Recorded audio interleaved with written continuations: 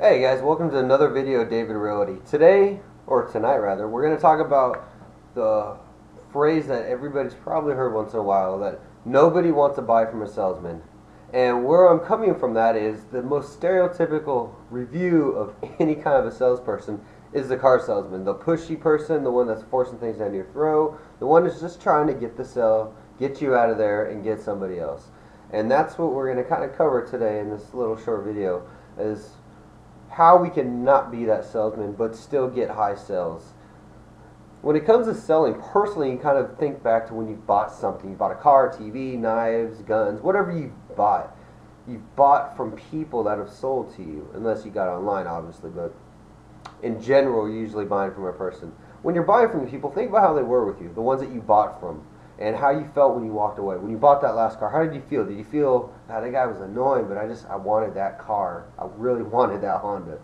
Or was it, man, I went in there getting a truck and I walked out with a car and I loved it, man. You start telling people about him. Telling all your friends, hey, go see this guy David. He's awesome. He does everything. He sells it. He knows what he's talking about. He's just a cool guy. And when you think of that, where were your experiences at? You probably felt a lot better buying from somebody that wasn't the salesman, per se. Somebody that was your friend. Because again, as I said in other videos, most people buy property or cars or anything. Their purchases are normally based on social media, as a friend recommended it, a family member recommended it, or somebody that had it before, they had it before and it broke.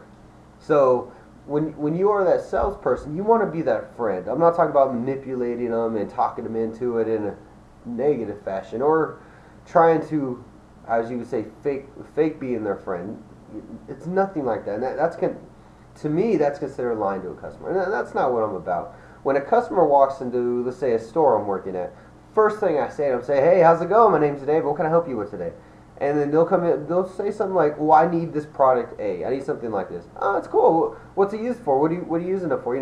And I start probing them. The questions I ask are getting more insight in their life. Within that first 2 minutes, you should know more about them than a friend that they talk to at a bar for 20 minutes.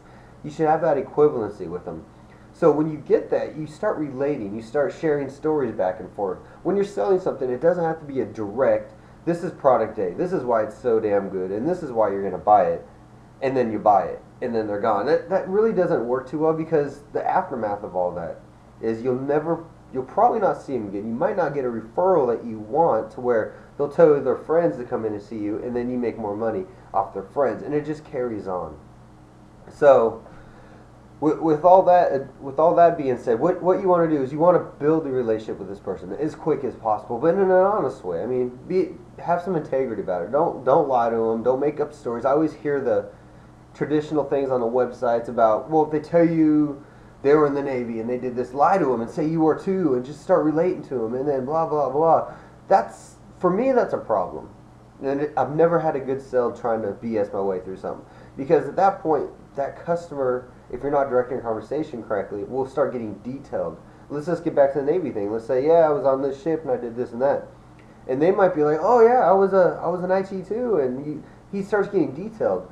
And then at this point, you're confused. You don't know what to say because you've never been there. So now you're either getting caught in your lie, or you're going to have a very ugly sell if you even get the sell. So always relate to them, but put your personal experiences into the conversation to relate to him, and relate that product to the stories he tells you, so you can replace his problem with a new solution. Because remember, your whole goal as a salesman is to be a problem solver, and you solving problems makes you more money. Now, how you sell it and what happens after they walk out the store, in my opinion, is 80% of the end value. If you go in there and buy something and then you leave and they hate you, you're never going to see them again. You're never going to make that profit again. You're never going to get the referrals from a friend. But if they walk out happy, know who you are. They could see you downtown somewhere, and they would be, hey, David, how's it going? How's it going? I love that car you sold. Blah, blah, blah. That's where the profitability is. So remember, nobody wants to buy from a salesman. They want to buy from a friend, a referral. Like I said before, people buy from recommendations, social media, etc. like that. So be their friend and be honest, and hold a conversation, but direct it towards the product and keep it in tone, just so you're not getting the, the stuff in the background from your bosses and stuff saying, hey, you need to really focus on the job itself. So you're doing two birds with one stone. You're keeping the bosses happy. You're keeping the customer happy. And at the end of the day, you sell everything. So any questions, leave comments below. Subscribe above to get more video updates, and we'll hear from you soon. Bye.